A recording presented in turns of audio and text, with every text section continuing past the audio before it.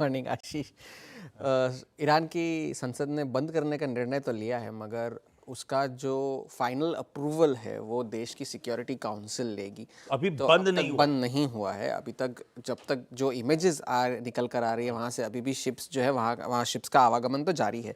लेकिन जिस तरह से बाजार का रिएक्शन है, डाउ फ्यूचर्स अभी भी 150 अंक ही नीचे है, तो ये दर्शाता पैनिक नहीं है, ठीक है। कि आप जब नैरेटिव, ज़मीनी हकीकत को छोड़कर जब नैरेटिव पे ज़्यादा भरोसा करते हैं तब इस तरह का रिएक्शन होता है। क्योंकि आप पिछले हफ्ते इसलिए नहीं गिरे क्योंकि डोनाल्ड ट्रंप ने कहा था कि मैं करूंगा या शायद नहीं करूंगा। अब आप इसलिए नहीं गिर रहे हैं, उतना नहीं गिर रहे हैं जितने गिरने चाहिए, क्योंकि हालात तो बिगड़े हैं।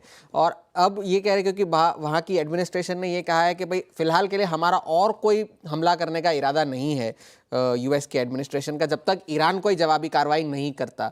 अब ईरान ने तो कह दिया है कि भाई हम जवाबी कार्रवाई तो करेंगे, मगर वो वक्त हमारे वक्त के हिसाब से और हमारी लोकेशन के हिसाब से हम करेंगे, हमारी मर्जी से।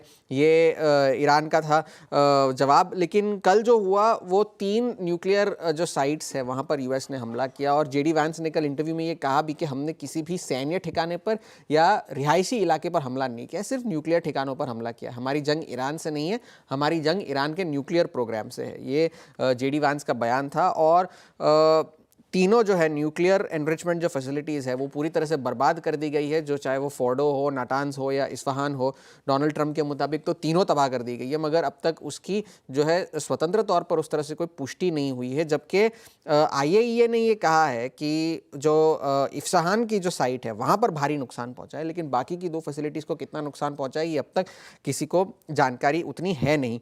तो अब जाकर के मामला ये आया है कि स्ट्रेट ऑफ हॉर्मुज़ इंपॉर्टेंट इसलिए है क्योंकि 20% तेल का जो आवागमन है वो वहाँ से होकर गुजरता है, 20 मिलियन बैरल प्रतिदिन। तो ये इसलिए इंपॉर्टेंट है। यूएस ने चीन से भी अपील की है कि वो ईरान से बात करे, क्योंकि चीन जो है ईरान का सबसे बड़ा कंज्यूमर है तेल का, कि वो स्ट्रेट ऑफ हॉर्मुज़ बंद ना करे।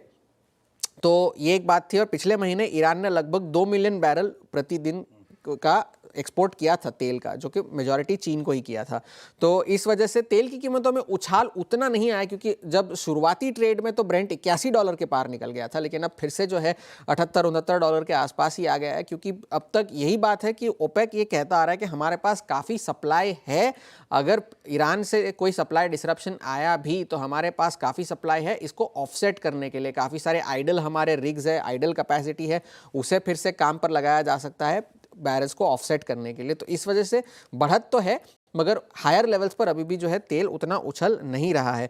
मगर जेपी मॉर्गन, गोल्डमैन सैक्स ने तो ये चेतावनी दी है कि अगर ये मामला और बढ़ा तो $100 के पार जा सकता है तेल।